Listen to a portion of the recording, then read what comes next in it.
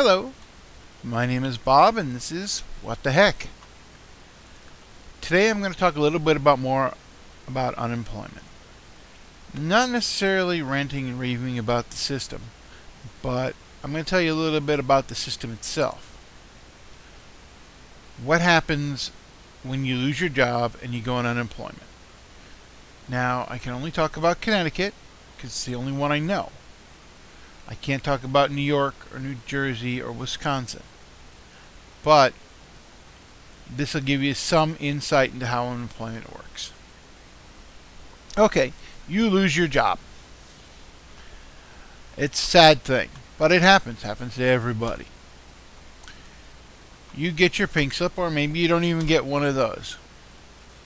First thing you do is you go online, you get unemployment's phone number, and you call them the file. Now, depending upon the last number of your Social Security, is what day you can file on. Sometimes you have to wait a couple days. It's not exactly right, but that's the way it is in Connecticut. For me, my last number, I had to file on Wednesday. It sucks that I had to wait all till Wednesday to do it, but anyways. And on Thursday and Friday in Connecticut, anybody can file. Now, you make that phone call. You're going to have to answer some questions about why you got fired, about how much you made, do they owe you any money left, things of that nature. That phone call is going to take anywhere from 20 minutes to an hour, depending on how long you have to wait on hold and how busy they are and how complicated it gets. Sometimes, depending on your answers, it can get very complicated. Mine took about a half an hour. So you file that over the phone. Now the clock starts. And then you have to wait. You're told you're going to get a letter about when you're going to get your hearing. You get that in the mail. That's going to take about a month and a half till you get your hearing. You also get a monetary determination, which is how much you're going to get every week. In Connecticut, add $25 to that because of the federal stimulus. Also, if you have a spouse that's not working, or if you have kids, you can take credits for them. I believe it's $15 each. So you get an extra $15 if your wife or husband doesn't work. If you have kids, you get $15 each for one of them. I think to a maximum of 2, but I'm not 100% sure on that because I never had to file that. So like I said, you wait. Mind you, as I said, the clock started. Remember that. So you're looking for work. Keep a record of where you went looking for work.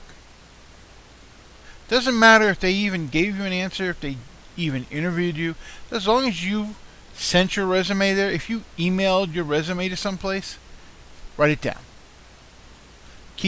I would suggest get a little black composition notebook and write them all down.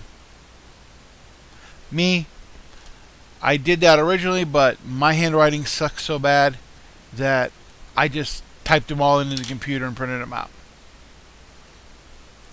So a month and a half goes by and you get to your hearing date. Mind you, you haven't gotten a dime yet.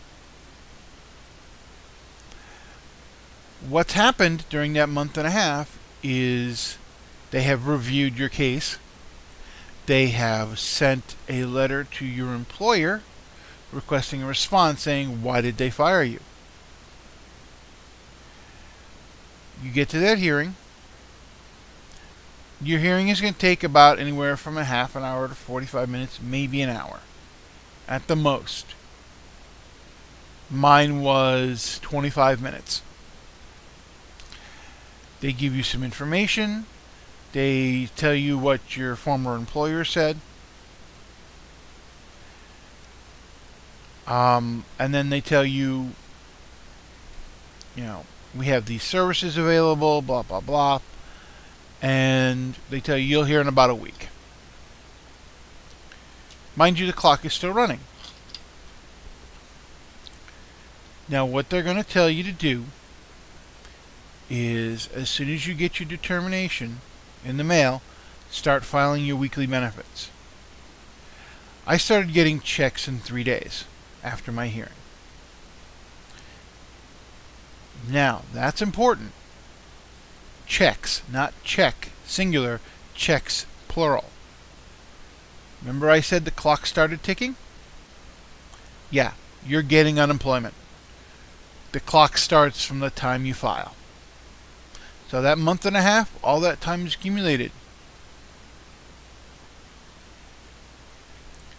You get all of that generally at once.